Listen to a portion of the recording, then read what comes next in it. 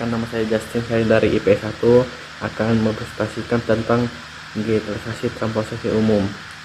Transportasi online ini adalah pelayanan transportasi yang berbasis internet, dan setiap transaksinya mulai dari pemesanan, pemantauan jalur, bahkan pembayaran yang dilakukan bersifat online.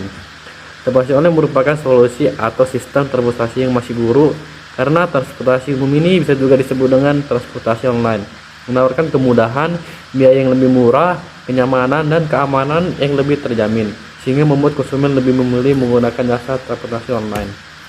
Tujuan digitalisasi transportasi umum, yaitu dengan adanya transportasi umum yang bersifat online, para penumpang ini tidak perlu menghampiri pangkalan ojek ataupun menunggu di pinggir jalan untuk mendapatkan taksi.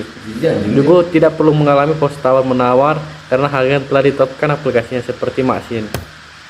Keunggulan dan kekurangan digitalisasi transportasi umum, yaitu keunggulannya: satu, transportasi umum secara online bisa dikatakan lebih terpercaya karena sebelum mereka menjadi pengemudi, mereka mendaftarkan diri dengan berbagai syarat dari perusahaannya. Kedua, yaitu lebih praktis karena kita tidak perlu jalan jauh dari rumah untuk mencari angkot ataupun pangkalan ojek. Cukup dari aplikasi dan mengemudi akan menjemput Anda di rumah sampai ke tujuan. Ketiga, yaitu tarif yang lebih murah. Yang keempat, yaitu memiliki sistem pembayaran non tunai. Kekurangan digitalisasi transportasi umum yaitu: satu, ada jaringan bermasalah. Masalah jaringan ini sudah sangat umum di kalangan transportasi online.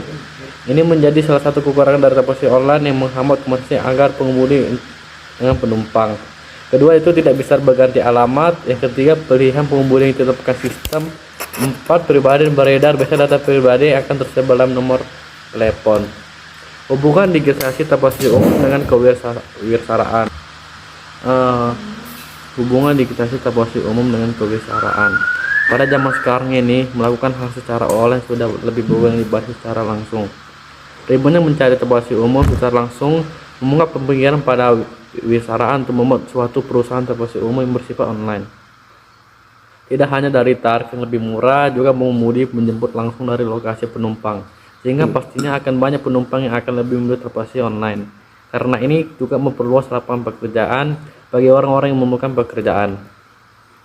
Keuntungan yang didapat dari transportasi online ini juga sangat luar biasa, karena dulu bisa terbilang hanya sedikit perusahaan dari transportasi online. Hal itu tidak perlu suatu persaingan yang besar antar perusahaan. Tetapi sering berkembangnya zaman, juga semakin banyak aplikasi transportasi online. Penumpang sangat diuntungkan karena persaingan itu, karena setiap perusahaan yang berlomba-lomba memberikan diskon. Jadi sebagai orang penumpang, kita harus bijak untuk mendapatkan keuntungan dari persaingan ini.